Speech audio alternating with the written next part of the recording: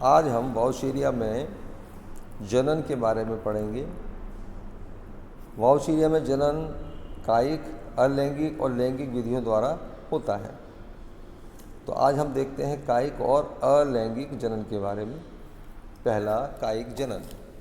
कायिक जनन विखंडन द्वारा होता है। पुराने भागों के क्षय अथवा आकस्मिक दुर्घटना के कारण थैलस टूटकर खंडों में टूट जाता है। प्रत्येक खंड स्वतंत्र रूप से नए थैलस की तरह से व्यवहार करने लगता है। सामान्य विधि है। दूसरा, अलैंगिक जनन। इसमें अनेक प्रकार के बीजाणुओं का निर्माण होता है, जैसे चल बीजाणु, अचल बीजाणु, सुप्त बीजाणु, निश्चेष्ट बीजाणु तथा पुटिकाएँ।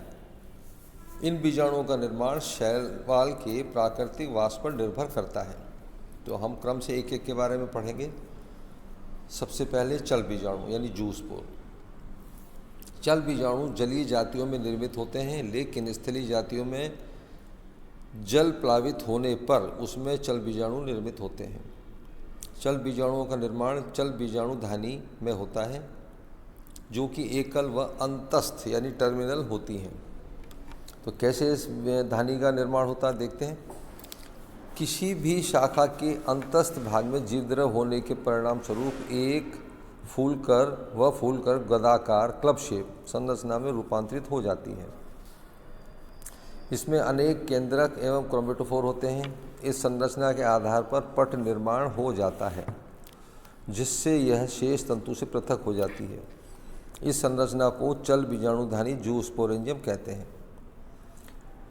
इसमें वर्णकी लवक व केंद्रक की उपस्थिति उल्टी हो जाती है, अर्थात केंद्रक परिधीय तथा वर्णक लवक मध्य भाग में आ जाते हैं। यह संपूर्ण क्रिया को इन्वर्जन कहते हैं। परिधि पर स्थित प्रत्येक केंद्रक के सम्मुख दो कशाभिकाएँ उत्पन्न होती हैं।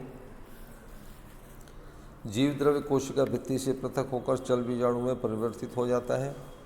चल बीजाणु के निर्माण के पश्चात बीजाणुधानी की शीर्ष भित्ति का जिलेटिनीकरण होता है, जिससे एक छिद्र का निर्माण हो जाता है, जिसके द्वारा चल बीजाणु का विमोचन प्रातःकाल के समय होता है। चल बीजाणु की संरचना। चल बीजाणु अंडाकार, गोल, बड़ा वह बहुकशाभिक संरचना होती है, इसके जीव द्रव्य में बाहर की ओर अनेक केंद्रक तथा भीतर की ओर अनेक क्रोमेटोफोर होते हैं। केंद्र में एक वृहद कोशिका वैक्यूल पाई जाती रिक्तिका। प्रत्येक केंद्रक के सम्मुख दोनों कशाभिकाओं की लंबाई असमान होती है, अर्थात विषम कशाभिकी हेट्रोकॉन्ट अवस्था होती है। चल बीजाणुओं का अंकुरण।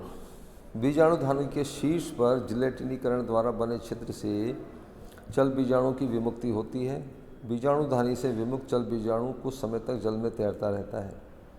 ये लगभग 15 मिनट तक धीमी गति से तैरने के पश्चात किसी अधोस्तर पर चिपक जाते हैं। इसके पश्चात ये बीजाणु अपनी कशाभिकाएँ त्याग देते हैं तथा अपने चारों ओर पतली भित्ति का निर्माण कर लेते हैं। अतः अंकुरण से पूर्व चल बीजाणु अकशाभिक, अगतिशील तथा निश्चेष्ट हो जाते हैं। इसमें अंकुरण के समय 1 से 3 तक नालीय ऊर्ध्व यानी साइफनस आउटग्रोथ बन जाते हैं। स्थलीय जातियों में एक ऊर्ध्व प्रथम मूलाभास के रूप में कार्य करता है तथा शेष कायिक तंतु उत्पन्न करते हैं। इनकी आकारिकी कैसी होती है देखते हैं। वाउशीरिया में बहुकशाभिक तथा बहुकेंद्र की चल बीजाणु की उपस्थिति इसका एक असाधारण लक्षण है।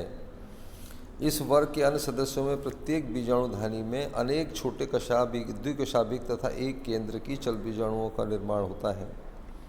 अधिकतर वैज्ञानिकों के अनुसार यह एक संयुक्त संरचना है, जिसका निर्माण बीजाणुधानी में जीवद्रव्य के एक केंद्र की खंडों में विभक्त नहीं हो पाने के कारण हुआ है। इस कारण वाउशीरिया के इस चल बीजाणु को संयुक्त बीजाणु या संचल बीजाणु सिंजूस्पोर कहना उचित होगा। दूसरी विधि है अलैंगिक जनन की अचल बीजाणु एप्लेनोस्पोर। स्थलीय जातियों में अलैंगिक जनन अचल बीजाणुओं द्वारा होता है। जलीय जातियों में प्रतिकूल परिस्थितियों में अचल बीजाणुओं का निर्माण होता है। अचल बीजाणु का निर्माण शाखा के अंतस्थ सिरे पर उपस्थित अचल बीजाणुधानी में होता है। बीजाणुधानी शेष तंतु से पट द्वारा पृथक होती है। प्रत्येक अचल बीजाणुधानी में एक पतली भित्ति युक्त बहुकेंद्र की गतिहीन अचल बीजाणु बनता है। सामान्यतः चल बीजाणु अथवा अचल बीजाणु का निर्माण बाह्य कारकों से निर्धारित होता है, जैसे प्रकाश, जबकि स्थलीय जातियों में जल में रखकर उसमें चल बीजाणुओं का विकास प्रेरित करता है। अचल बीजाणु का निर्माण बीजाणुधानी के शीर्ष भाग के फटने से होता है। तीसरा है निश्चेष्ट बीजाणु एकाइनिड्स। प्रतिकूल परिस्थिति में कुछ जलीय अथवा स्थलीय जाति में तंतु पट द्वारा निर्माण द्वारा मोटी भित्ति युक्त होकर निश्चेष्ट यानी एकाइनिड्स बीजाणुओं में रूपांतरित हो जाते हैं। निश्चेष्ट बीजाणु कम तापक्रम जल की आकस्मिक कमी के समय बनते हैं। इसमें अनेक तेल बिंदु पाए जाते हैं। परिपक्व होने पर निश्चेष्ट बीजाणु पृथक होकर अथवा सुकाए पर ही अंकुरित होकर नया थैलस बना देते हैं। अत्यधिक शुष्क परिस्थितियां होने पर जातियों में सुखाए गए जीद्र छोटे छोटे खंडों में विभक्त हो जाता है, अर्थात तंतु में पट बन जाते हैं। प्रत्येक खंड के चारों ओर मोटी भित्ति बन जाती है। इस प्रकार पूरे सुकाए में निश्चेष्ट बीजाणुओं की माला सी बन जाती है। बीजाणु युक्त शाखा गोंग्रोसीरा नामक शैवाल के समान दिखाई देने के कारण इसे गोंग्रोसीरा स्टेज कहते हैं। यह अवस्था प्राय वातावरणीय शुष्कता का परिणाम है। अनुकूल परिस्थिति की वापसी पर प्रत्येक बीजाणु एक सुकाए को जन्म देता है। कुछ विशेष परिस्थिति में बीजाणु का जीद्र छोटे छोटे भागों में बढ़ जाता है, जिन्हें सिस्ट कहते हैं। सिस्ट की भित्ति पतली होती है। भित्ति में उत्पन्न छिद्र द्वारा मुक्त होकर ये अमीबॉय गति प्रदर्शित करते हैं। अमीबी गति समान होने पर ये गोल हो जाते हैं तथा भित्ति स्रावित होने के पश्चात अंकुरित होकर नया थैलस बना देते हैं। तो ये हमने देखा था अलैंगिक जनन, जिसमें 5 प्रकार से ये जनन करता है। चल बीजाणु, अचल बीजाणु, एकाइनिड्स के द्वारा। धन्यवाद।